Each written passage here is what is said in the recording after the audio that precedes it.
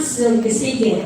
Okay. So, what would be our objective? Sige guys. Ayan, nasabi ko na that at the end of this series of workshop, we could produce and distribute quality assured learning or supplementary learning resources, these learning packages. So package, when you say package, from the guide, going into the material itself na gagamitin ng mga kabataan, hanggang digitization. Hanggang ma-upload sa LMS. To tell you a story, short and lead, nung gumawa kami ng SPG na materials last month, until now, nandun pa sila sa 28, last month, sinimulan po namin sa pagsusulat ng SLM. Then, I am so happy with Sir John, we ensure na well-documented ang process. Nag-fill up kami ng Form 1, innovation, yung proposal, then nagkaroon ng Form 2, approval of the proposal, and then nagkaroon ng direction na, specialty clearance, at nagkaroon ng certificate of authorship. Diretso yun. At the end of, pag na-upload ang material sa LMS, automatic, meron kayong certificate of authorship sa sessions natin. Yan. With, of course, with Sir John Constantino, ang kanyang initiative at saka in collaboration with the NR. Yun, kompleto yun. Hindi tayo mag-bypass ng process ni NR. Dadaanan natin ang process, kaya ma-series siya, so that we could say thank you to certificate lang naman, yun lang naman aming maibigay sa inyo. Okay yun? Ayan. Oo, para di nyo na ako mabulit pag may mo ko certificate ng bill, kaya mag-award ko, hindi na. Pagkatapos ng ating series of workshop, you can receive your certificate of authorship basta na ay specialty clearance. Pagtanggap ang material ninyo. Dahil pag hindi tanggap yung material ninyo, wala kayong matatanggap. Ganun na yan, di ba? Kaluwaan. Okay. Next is the objectives natin for the whole session. Of course, we could provide you this professional development program to you, not all the members. And then, part of the sessions are the understanding, or we could demonstrate the understanding of the new enhanced curriculum, yung matatag curriculum natin. And then, we will be orienting you again, refreshing your mind on the instructional design framework ng matatag. Ano bang kinakailangan kung susulat tayo ng mga matatag packages or learning resources packages. And then we have to apply the concept of the 21st century skills, and yun naman ang target natin, in crafting our materials, no? From the instructional competencies, learning activities, and assessment tools in the development of contextualized SLRs for grade 4 and grade 7. Ayan. And the other one, slides, please. Next slide. We will also discuss today, yun ang session ngayon, no, ngayong araw na to, about matatag curriculum. Tomorrow, we will have the journey about LRMDS. Kaya nga, we will discuss the guidelines, standards, and quality controls of the learning resource management and development system. With that, on the third day, kasi tapos na yung about LRMDS, ano? So, sa third day, we will also identify appropriate ICT tools used in the development of the learning package. So, magkakaroon ng mga workshops, kasi application part na ito, no? Magkakaroon ng workshop, enhancing, training kasi siya, so dapat pag-aralan na natin dahil pag workshop na, pag series of workshop or yung paggagawa na, wala na yung session. Pag-abot ninyo dito sa venue, direction na sulat. O piling gamay, then sulat na dayon. Okay? Ngayon kasi yung maraming talk. Ayan. So, sa third day, tutuluan kayo ng mga appropriate ICT tools na pwede natin magamit. And then, ayun na. So, the last one is we have to develop the contextualized learning materials. Programs and activities, ito yung mga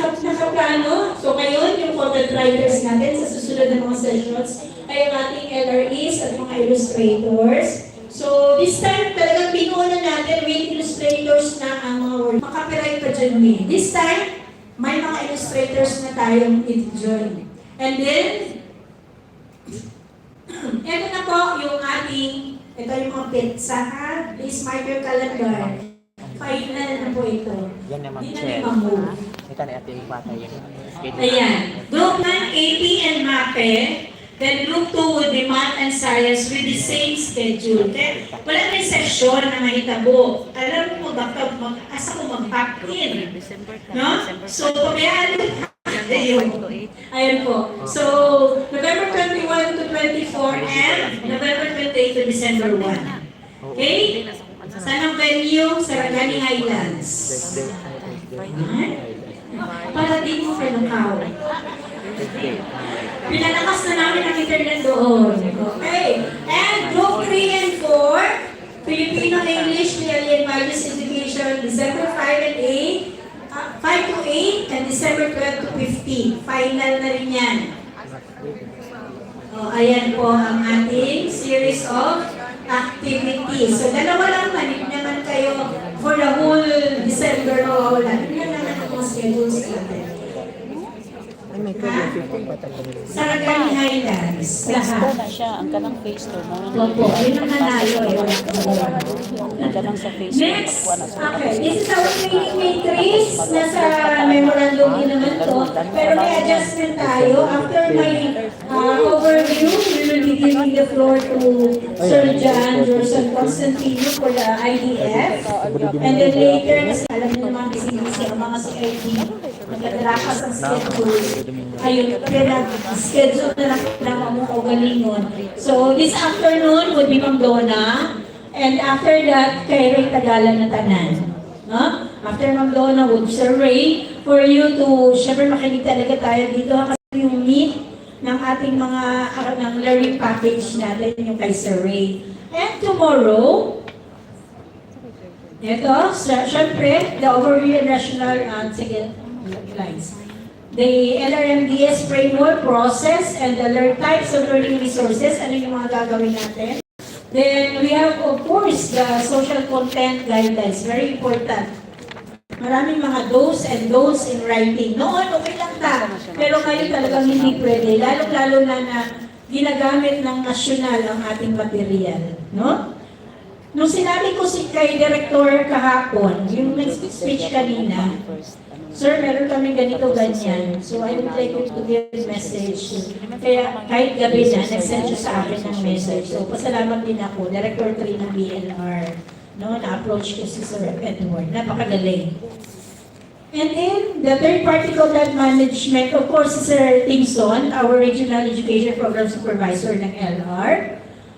After that, itong copyright rules, laws, and referencing. Tuturuan din kayo paano gumawa ng tamang pag-cite. Yun, no? Anong mga pwedeng tools na pwede natin gawaan ng yung citations, o di kaya saan tayo pwedeng kumuha ng mga accredited or legit na mga materials. Kasi ang dami, kahit nag-Canva kayo, hindi pa rin pwede. Kahit free work, hindi pa rin pwede. May mga ganon. So, saan lang at ano lang ang pwede? Diba, based on our experience, lahat na ito nakabalot during workshop. Ngayon, pag-aaralan na natin. Talagang, we will be armed with this knowledge and skills para pag-workshop, ready na. Okay? So, and then, the last part, of course, the process and the tools. No? Kailangan ninyong matutunan ano yung i-evaluate natin sa material? Ano yung mga criteria?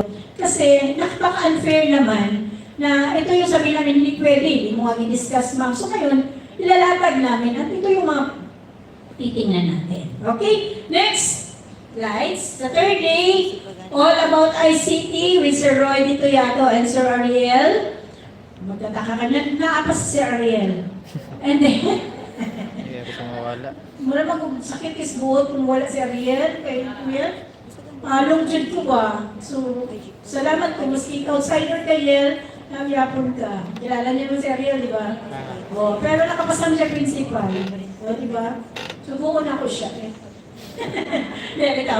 Ayan po, and then sa last part, of course, we glide then for the access and utilization of the matatag portal. Para din kayo makatulong sa mga kasama natin on how to enroll and to access at yung mga settings, no? Tuturo din ni Glide. Okay. Ay, hindi ko na nabanggit, guys. Balik muna, guys, please.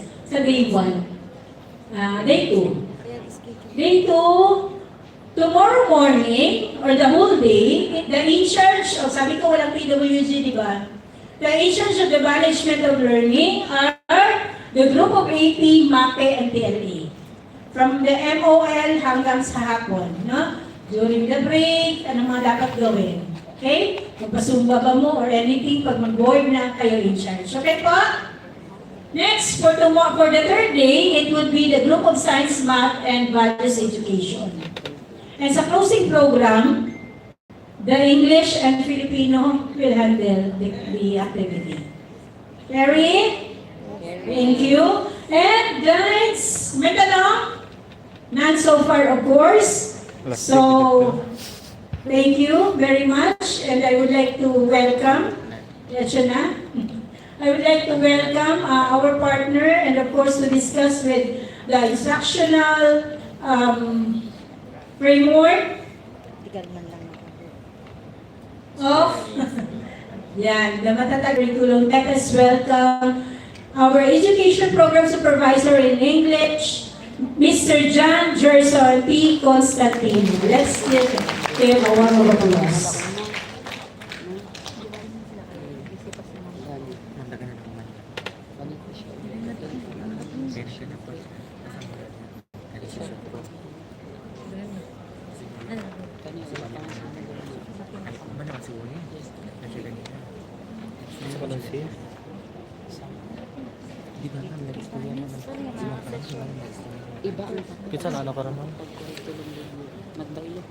Hello!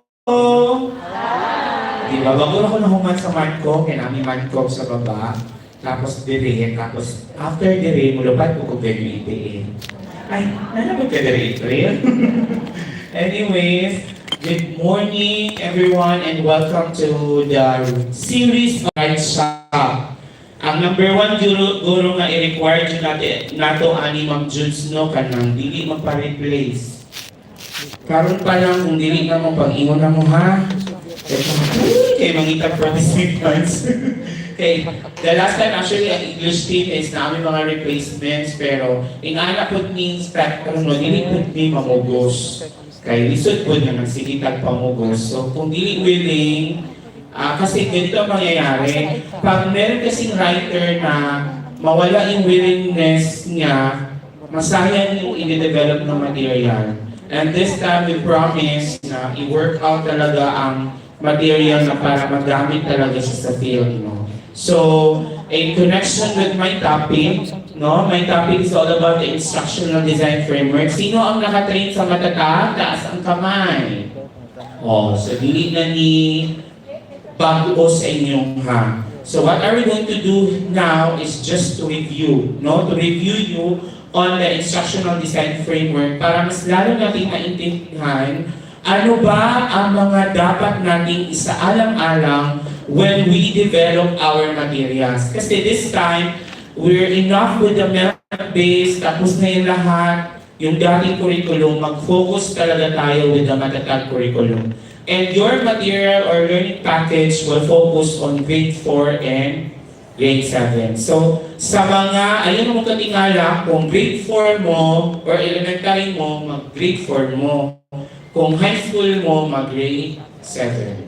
Ganun ang i-develop natin na parang, ano gani ang package natin, Ma'am June?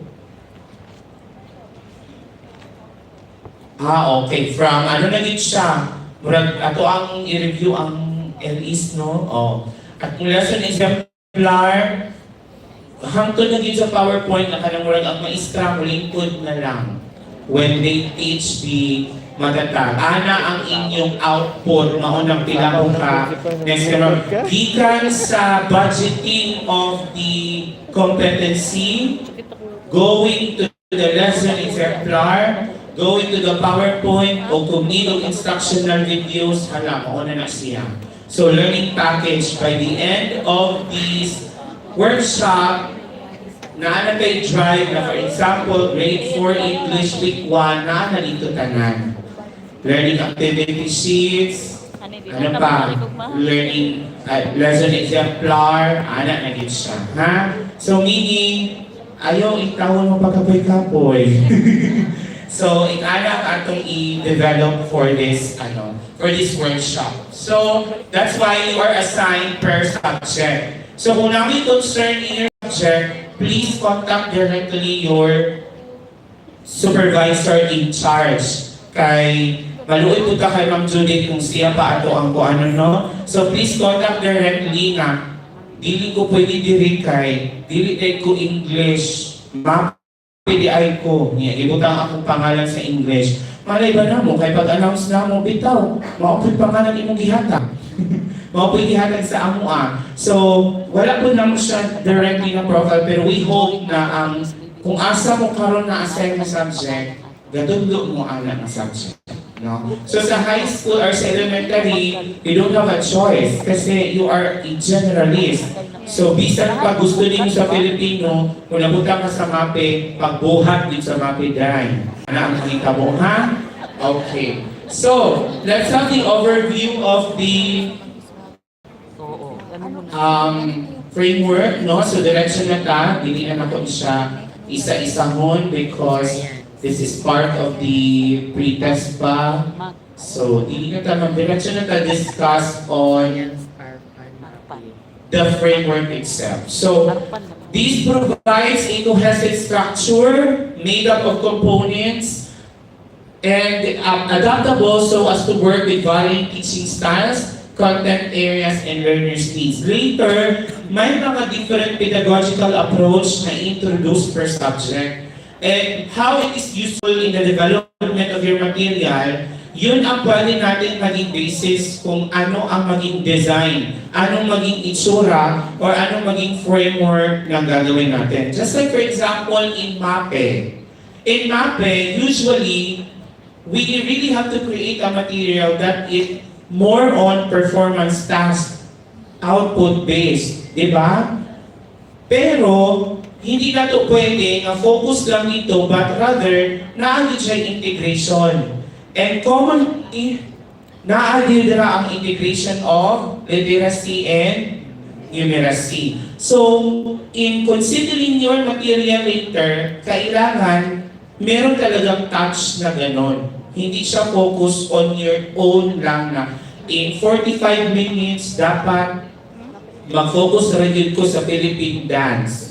So something like that. So you have to have different considerations. Okay? So that's the purpose why we need to discuss the instructional design framework. No? So ang K to 10, it should be learner-centered and developmentally appropriate. So meaning, all of the activities must be for our learners. So ang inyong lesson exemplar, dili siya pwede nga more on lecture.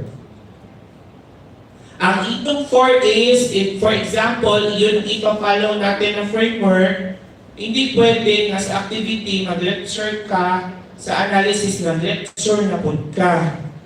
No? So it should be patterned na learner-centered. So usually, sa 100% session, dapat 30% lang yun ang teacher's time.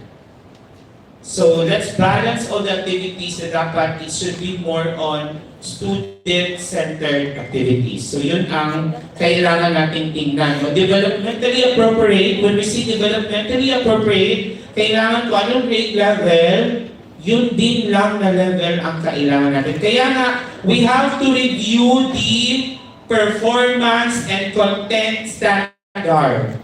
Kung nakabutang dito sa performance that they have to be able to communicate, meaning our tasks should be related to communicative competence. And also i-review balik ang content o ang performance standards.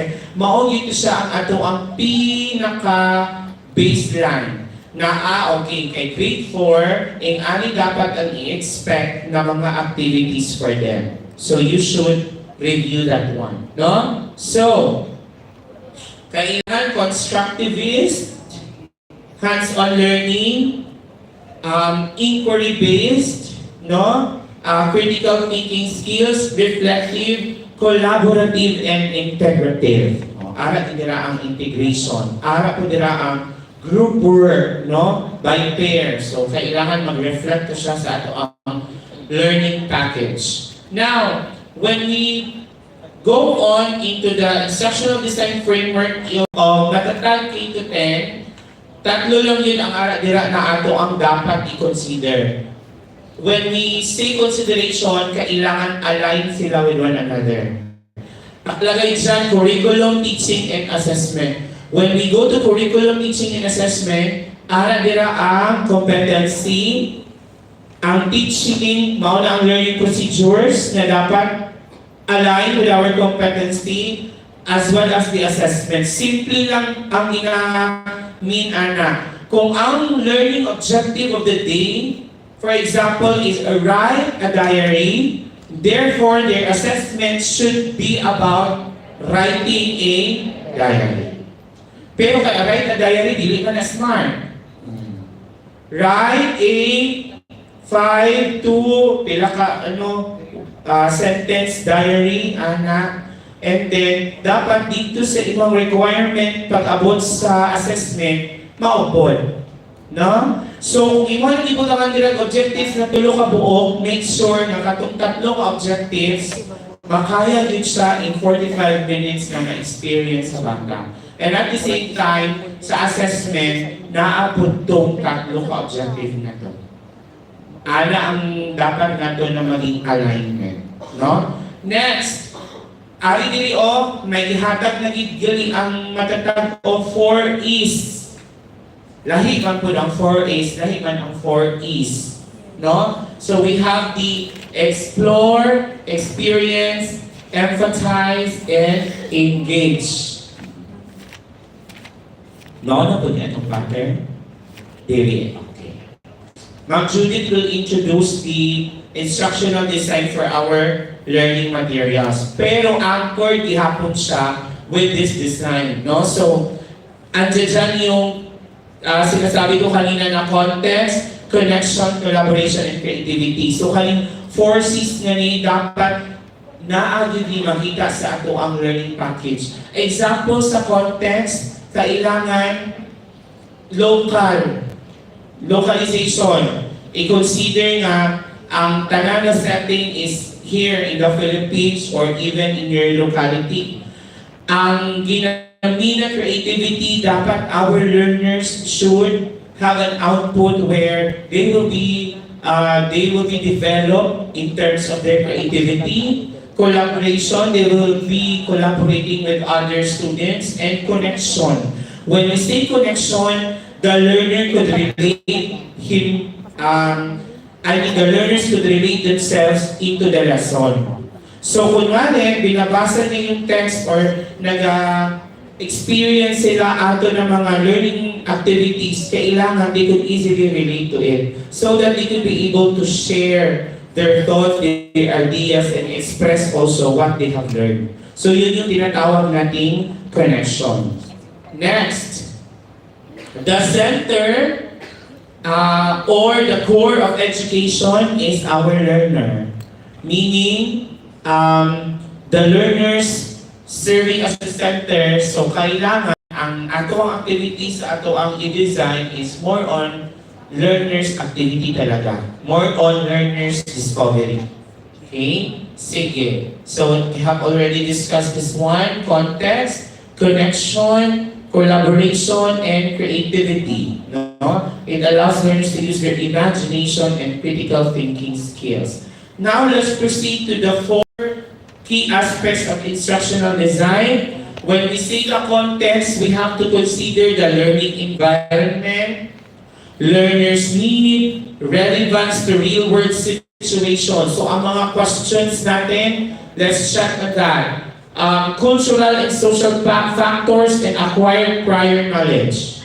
When we say about connection, includes to practical application, integration of concepts, interdisciplinary connections, and bridging theory and practice. No? They can connect with the content of the lesson. Collaboration, andyan na, creativity, andyan na rin.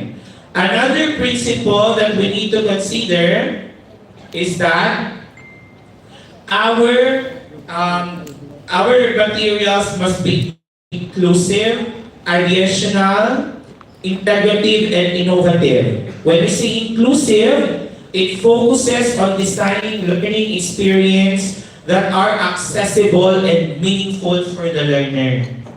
Everyone could actually relate to it. And we have to consider cultural differences and background. Yan yung isa sa pinaka-importante when we talk about inclusivity. Next, ideational involves generating ideas or concepts that can be used to describe a thought process or mental framework and is focused on techniques. So meaning, the processes of understanding the lesson itself is makita po siya, no? Ang step-by-step process, ang organization of the ideas and activities. So, connected siya with one another. Then, integrative, no? It combines or brings together different elements or aspects into a unified whole. Another one is innovative. No? This involves exploring new and creative ways to design and deliver instruction. So, it includes the use of technologies, varied teaching methods, and innovative assessments. When we say about innovation, kailangan yung lessons din natin or learning package, it will involve integration of the use of ICT. So if they need to explore in the internet, pwede niyo po yung ilagay as possible activity nila. Pero we have to consider again inclusivity. So ang mangyayari, kung nag-provide kayo ng activity na for online, kailangan maglagay din kayo ng activity ng alternative. Meaning, kung walang internet, ano ang pwede nilang gawin? Ayaw ninyo isipan nga, mag-stick lang tayo into this kind of activity kasi nga, dapat ang isipon nato, ang tanan activities na ma-provide is for the teachers na internet and for the teachers na wala. No? For the teachers na may IT learners and for the teachers na wala. So, all of those things should be considered. Okay? Next. This one, ano yung instructional facets or events, no? When we say engage, ayan, focus on capturing the learner's attention and generating interest in the learning process. So this includes a variety of strategies, motivational techniques, kasali dyan, no? So, ano pa ba? Drills, ayan. So explore, refers to to discover new concepts and ideas. So, paano nyo ito gagawin? You can give them an activity where they could explore more with the target competency, pwedeng activities, pwedeng questioning method or analysis. Experience. Oh, this is more on application, no? Allows learners the opportunities to apply knowledge, skills, abilities, and attitudes in a real-world context. So for example, sa math, di ba, more on basic, sa elementary basic operations. So it would be better na ang materials din po natin na ituturo is, aside from performing the basic operations, kana kung ma-relate nila ng basic operation na into their real-world experience. Example, when we introduce addition, so hindi lang na ang activity sa bata more on adding figures, but more on also relating na asa nila magamit ang addition sa ilang adlaw-adlaw ang pinabuhi. Like that. Kanang Sa MAPE, Philippine dances. So, asa po na nila pwede magamit? Diba? Like that. So, we have to consider application of these different competencies to make them experience, no? To make them experience and allow them for the different opportunities, no, to be applied in real-world context. Now, empathize, enables learner to understand and connect with the materials they are learning. So, katulad dyan, nang makarinig sila, nang makaingon sila na, I can do this, no? So, we also consider their level, we also consider their competencies. Ayan. So, engage, explore, experience, and empathize. Now, let's proceed to the instructional design. Oh, ba nito na nito? Ay, hindi. Okay. Ayan. Suggested pedagogical approaches. Filipino. Suggestopedia. Are you familiar with Suggestopedia? So, i-research nyo na. Pero ang Suggestopedia, it is more on, real-world experience. Kanang i-give them a particular situation, and from that situation, they could be able to apply what they have learned. So, amo na siya ang sample strategy, no? Systematic phonics structured instruction, kani sa reading yun ni. Audio-lingual instruction, you can incorporate that. Total physical response. When you say total physical response, you are teaching them, pero may kalakip siya ka action. Kanang example, when I say jump, how to do jumping. So, mag-jump sila. However, they need to recall that that action is jump, and they need to parang be familiar na. This is the spelling of jump. This is how we use jump in a sentence. So, ana siya. No, kasi ang Filipino is language. Murag same sila sa English o mga pedagogical approaches. No? Explicit teaching, dapat naagin ang modeling, dili mawala, no? At the same time, task-based instruction, interactive learning, communicative language teaching, text-based instruction and whole language approach, differentiated instruction, and cooperative learning. That's very common. In English, di ba? Same na sila. Because English and Filipino should go together kasi language curriculum sila. So they are more on para when we grade 4 na kasi yung level. So when we teach grade 4 sa mga Filipino in English, dapat they are more on communicative competence. Dili na sila dapat mabalik pa sa reading. Kasi ang reading, that's the role of 1 to 3. So dapat pag abot nila grade 4, you have to think of the activities na reader na talaga sila. So you can give them different activities in reading. That's the whole point. Wherein kung dito hindi ta pwede maghatag ng activities in reading, but rather activities that will teach them how to read. Pag abot ng grade 7, dili na po sila more on language competence. They are more on text-based. When we say text-based, katong mga HATS questions na ba, siya itong training dili sa HATS. Taas ka mo, English, at gamay na, math, science, gamitan nyo itong kapoy mo, memorize itong 4 terms of ano eh. Katong forms of the way we give feedback to the learners. Kato siya, very important yun siya. And at the same time, pag language instruction, kay grade 7 na siya, sa English and Filipino, your activities must be more on, hindi siya ka ng question lang na, how do you find the story? So, beyond na siya kay pang grade 4 na siya ka level, dapat they are more on, they have to read the text, and then from that text, na sila yung mga 5 to 6 questions na dapat ma-answer from STEM and then the questions.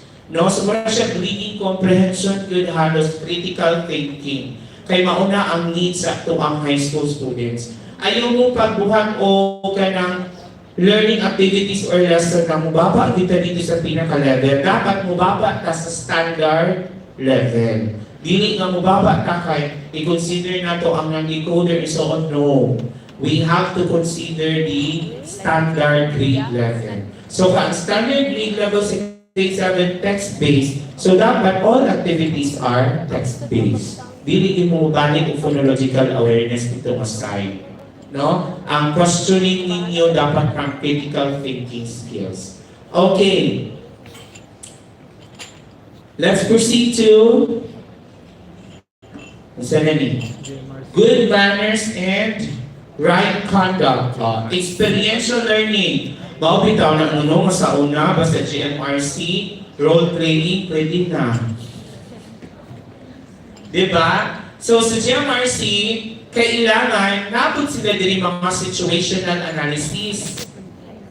When we say situational analysis, kanang makita nato ba ang ilang values, how they integrate their values or learned values from that situation. So, mauna kanadira ang ethical decision making, dramatization, role-playing, simulation, situational, reflective approach, social and emotional learning. Very important ang social and emotional learning. So, kita na-assign diri sa ASP, GMRC, taas kamon, kamog yun ang among inaasahan na magmaayo ang mga pamatasan sa grade 4 o grade 7. No? So, buhati nyo na dito na masitwasyon ka na makonsensya sila. Ikaw. Dili sila tagayo katong very simple na question na, kung may nadapa, ano ang gagawin mo?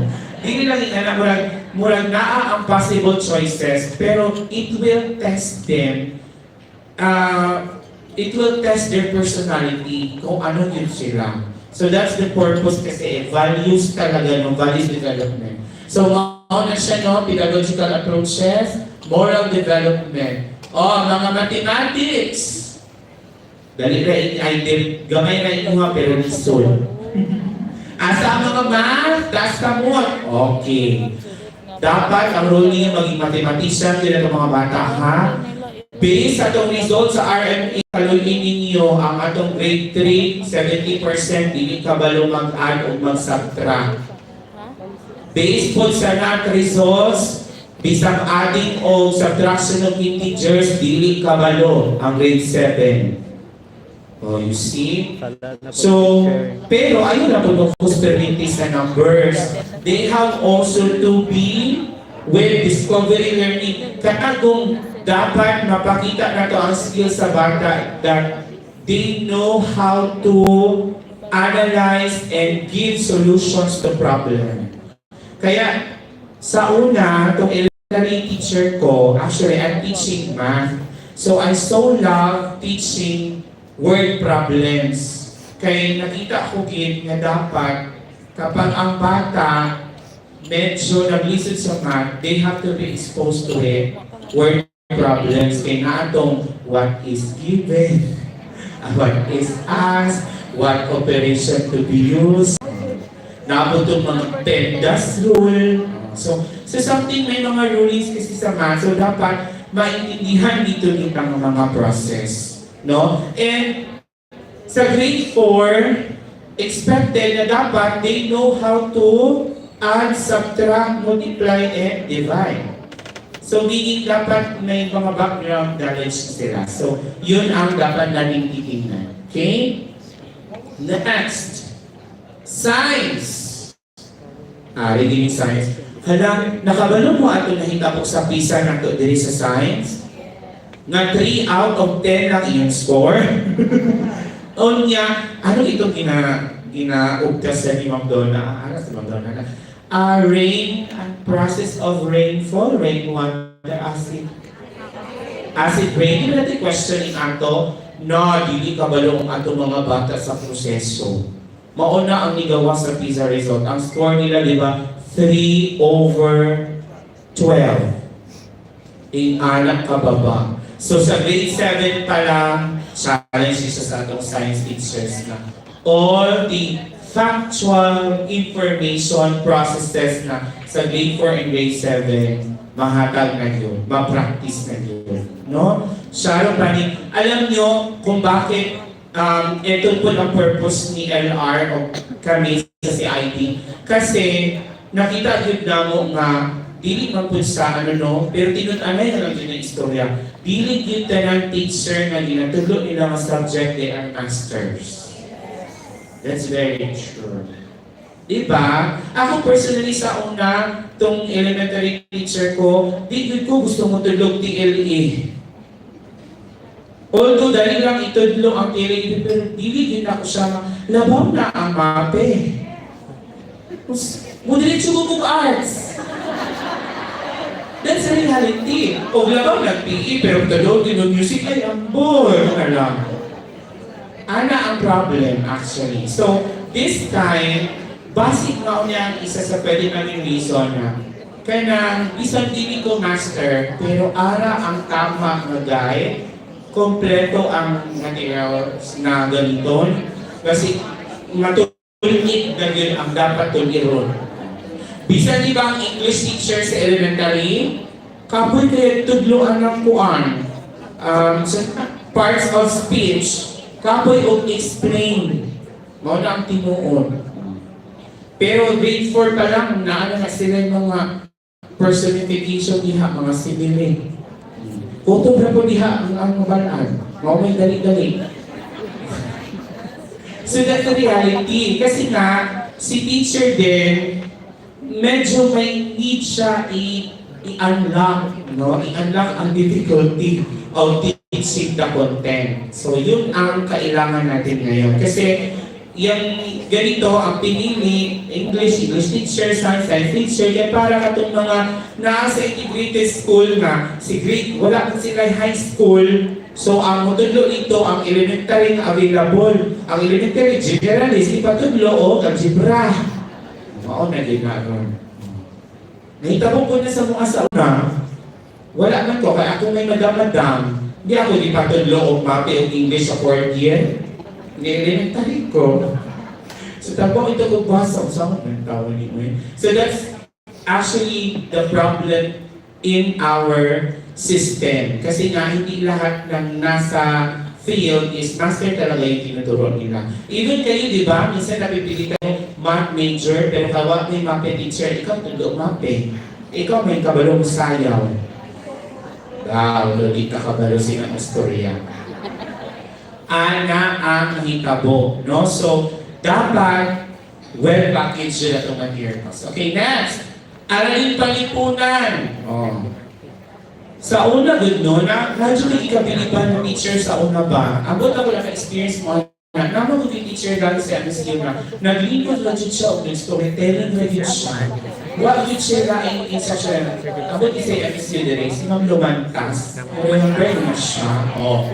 Muling ko na din siya yung story siya. Ako po, nalingaw po paminaw. So, ang iha na yung instruction is just write everything kung ano ako ang storytelling. So, ikaw po trabaho kang sulat, pag abot sa iyang quiz kay kanang yung story na ano po dito. So, kung di ka maminaw, di ba, wala. I think, kaning history ba yan, indot ba yan kakayo ni, pero depende yun sa delivery. Napoy uban nga, ambot lang yung sa pag-deliver.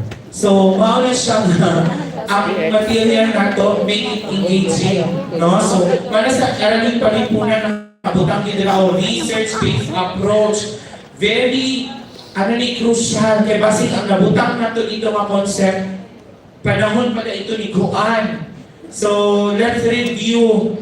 No, basic kailangan may mga updates and so on. So, dapat updated po ang atong ibutang. No? Sige. So, that's it. Another one, ako ba? Isa pang subject ang kalimutan. O kanina po, EPP and TLE. Master na mo, ani, kay grabe ka master sa Sir Mario, ani, no? Explicit teaching, problem-based learning, project-based learning. Same-same yun sila sa mga pena. our learners must experience, no? Kasi ganito yun, we have to make sure na balance yun ang bawat subject. Kung ang language, they will be facing on different texts, words, maulit na ilang kaunan sa mga bata. Dapat, pag-abot nila o MABE o TLE, dili po sila magsige o basa. So their experience must be kanang ano yung sila ba mo perform, mo buhat, kaya para pag-abot niya dito sa classroom, hindi po siya maugtas na murag from morning to afternoon, nagsige na lang po siya basa o sulat. So let's make that that kind of parang na may focus per subject. You can do collaborative expertise na parang magsabot mo na ito ang material na pwede natin gawin in our subject. Like that. Okay? So, sa MAPE, ari natin din ang MAPE, culture-based approach, project-based, visual culture, physical education and health, culture responsive. Ang MAPE, nahatid po sa music art or music and arts, then PE and health. Sige. Laban na kayo dyan, MAPE. Huwag yun ang pinakakuan, crucial. Okay, makabansa. Nabi makabansa. Pero sa grade 1 na naman makabansa. So, dili naman wala na grade 1 din, di ba?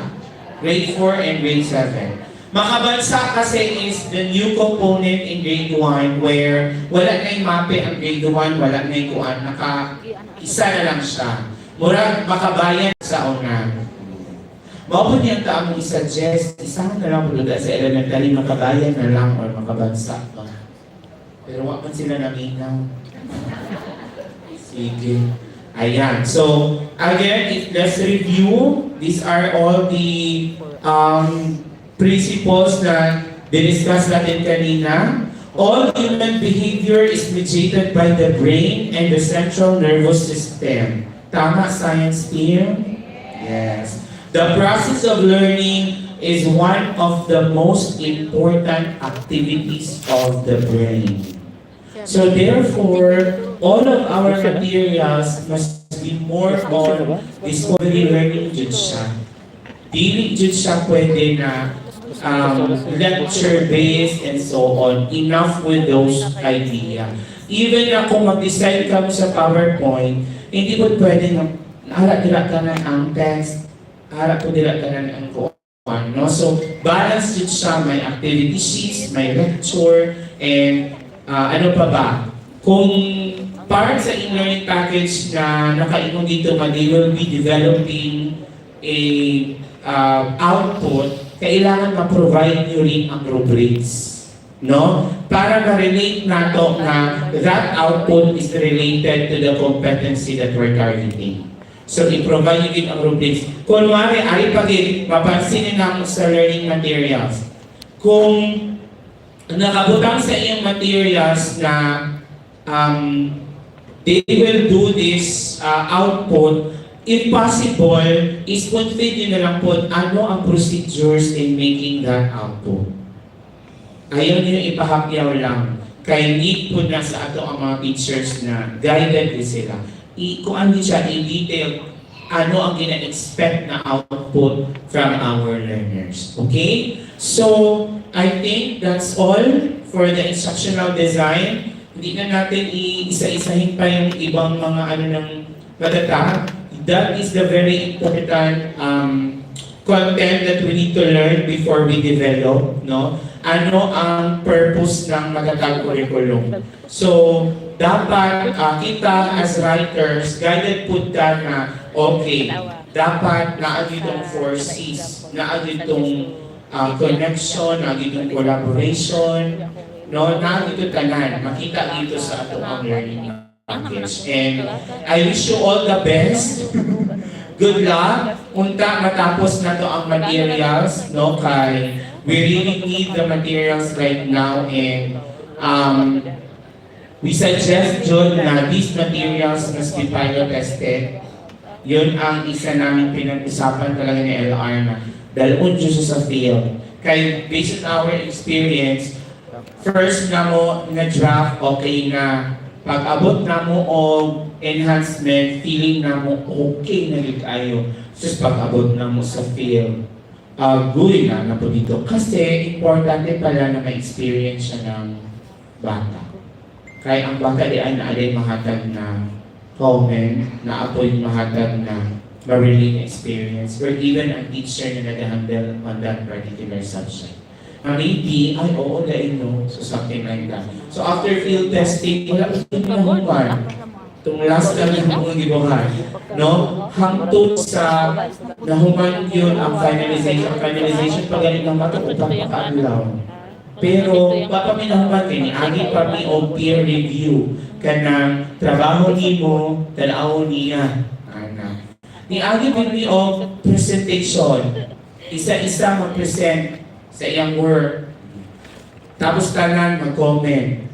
After ato, abi naman okay na. Pag-abot sa LRE, ang paghihapon.